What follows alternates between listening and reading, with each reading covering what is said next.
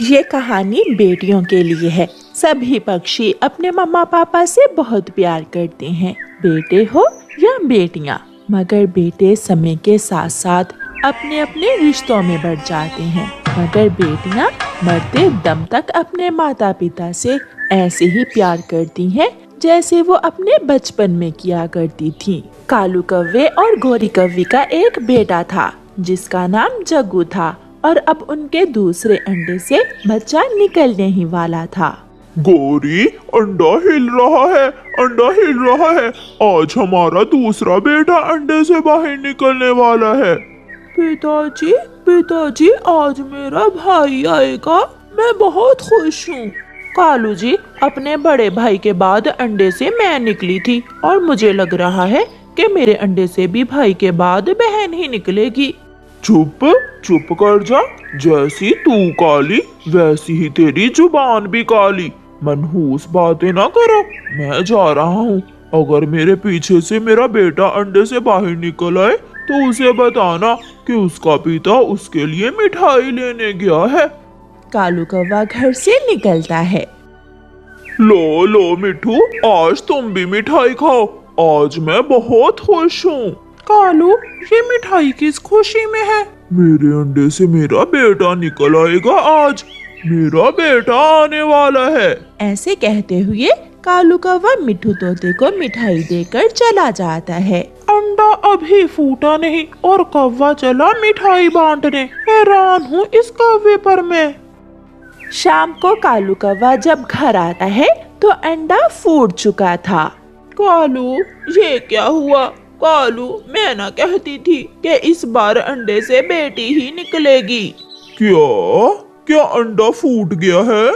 पिताजी, पिताजी, अंडे से लड़की कौवी निकली है। मैं इसे बहन नहीं कहूँगा, मुझे तो भाई चाहिए था। गोरी, ऐसा मैं सोच भी नहीं सकता कि मैं एक बेटी का पालन पोषण करूँगा। ये मुसीबत कहाँ से आ गई? छोटी सी कौवी कभी इधर देखती तो कभी उधर देखती। उसे कुछ समझ नहीं आ रही थी कि उसके अंडे से बाहर आने पर सब परेशान क्यों हो गए हैं। रात हो जाती है, बच्चे सो गए थे, कौवा और कौवी जाग रहे थे। गोरी, कल मैं इसे पहाड़ों पर ले जाऊंगा। नहीं कालू जी, मुझे पहले ही डर था। दया करो, इस छोटी सी बच्ची को जान से ना मारना। अगर इसे अपने घर में नहीं रखना तो इसे इसके हाल पर छोड़ दो। इसे वीराने में छोड़ाओ। अगर मर गई तो इसकी किस्मत, और अगर जिंदा रही तो तुम्हारा क्या नुकसान करेगी बेचारी। शोर मत करो, आहिस्ता बोलो। अगर कोई पड़ोसी पक्षी पूछे तो कहना कि अंडा खराब हो गया था। गोरी कौवी अपने पति से बहुत डरती थी। वो अपनी बेटी को पालना चाहती थी, मगर वो क्या करती। जालिम पिता कालू कौवा कभी भी अपनी बेटी को घर रखने के लिए तैयार न था। सुबह हो जाती है और कालू कौवा अपनी बेटी को एक टोकरी में रखकर सुबह सवेरे ही पहाड़ों की तरफ चल देता है। एक सूखे हुए पेड़ पर अपनी बेटी को रखकर कालू कौवा इधर उधर देखता है और वापस उड़ता है। पिताजी सुनिए, एक बात तो सुनिए। कौवा रुकता है। शुक्रिया पिताजी, मुझे जिंदा छोड़ जाने के लिए आपका बहुत शुक्रिया। मगर कालू कौवा अपनी बेटी की और कोई बात सुने बिना ही वहाँ से उड़ जाता है। छोटी कौवी अभी उड़ना नहीं जानती थी, इसलिए वो तेज धूप में उस टोकरी में बैठी हुई थी। उसे भूख भी लगी हुई थी और प्यास भी। शाम के बाद एक बूढ़ी कौवी उस रास्ते से गुजरती है। ये छोटी कौवी यहाँ कैसे? इसे तो कोई चील खा जाएगी। ऐसा सोचकर बूढ़ी कौवी उस छोटी कौवी के पास जाती है। छोटी कौवी, तुम यहाँ कैसे? बेटी हो ना, मेरा पिता इसलिए मुझे यहाँ छोड़ गया है, मर जाने के लिए।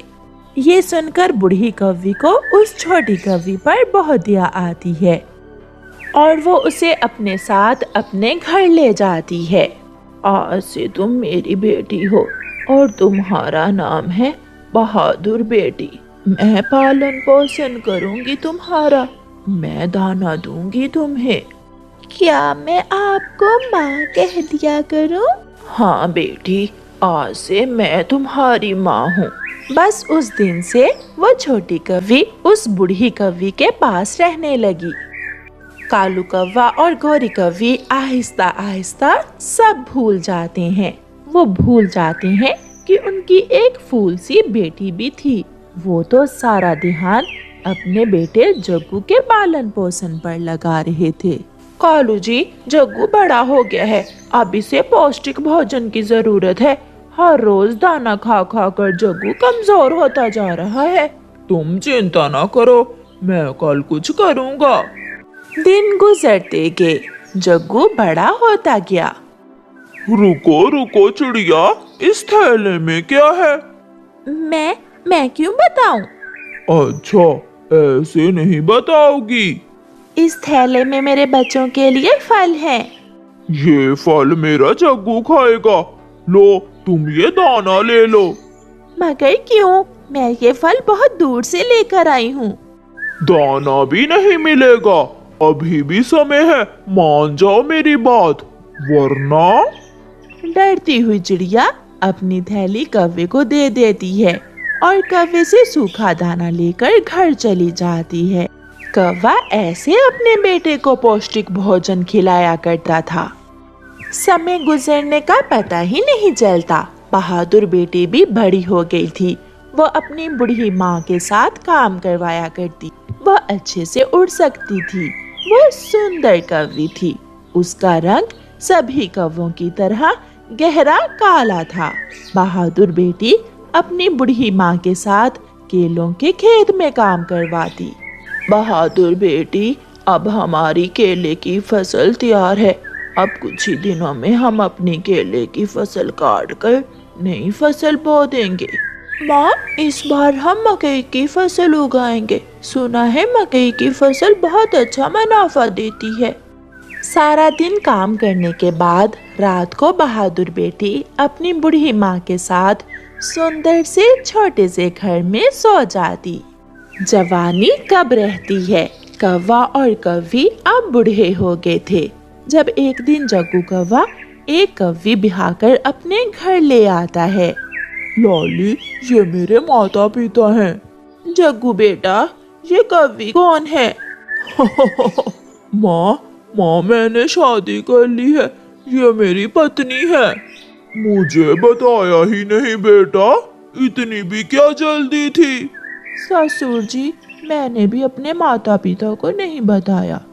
अभी 3 दिन ही गुजरे थे जब जग्गू की पत्नी ने अलग घर बनाने की डिमांड कर दी। जग्गू जी, अगर एक घर नहीं बना सकते हो तो अपने माता पिता से कहो कि वो कहीं और चले जाएं। माता पिता भी तो सुन ही रहे हैं। अगर आपको लॉली की बात बुरी लगी है तो मैं चला जाता हूँ लॉली को लेकर यहाँ से। नहीं नहीं जग्गू, मैंने कभी तुम्हें दुखी नहीं किया। जमाने भर की खुशियाँ दी हैं मैंने तुम्हें। तुम्हें खुश करने के लिए कभी अच्छे बुरे की परवाह नहीं की। तभी तो आज ये दिन देखने को मिल रहे हैं। चल कालू, अब इस घर में हमारा गुजारा नहीं है। गौरी और कालू बेआसा थे। वो बूढ़े कौवे हो गए थे। वो घर छोड़कर दूसरे जंगल की तरफ उड़ते हैं।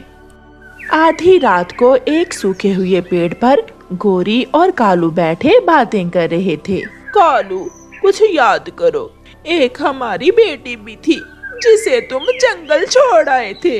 हाँ गौरी, अगर हमारी बेटी आज हमारे पास होती तो शायद वो हमें संभाल लेती। वो दोनों पति पत्नी रो रहे थे। माँ, ये कौन रो रहा है? ये आवाज मुझे जानी जानी लगती है। जाओ बेटी, बाहर जाकर देखो, शायद कोई विदेशी पक्षी होगा। बहादुर बेटी बाहर निकलती है। कौन है? ऐसे पूछते हुए बहादुर बेटी की नजर कौवे और कौवी पर जाती है। माँ, पिताजी, आप यहाँ कैसे? ये सुनकर गौरी और कालू गौर गौर से उस कौवी को देखने लगते हैं। मैं वही हूँ पिताजी, और ये पेड़ भी वही है जिस पर आप मुझे छोड़कर गए थे।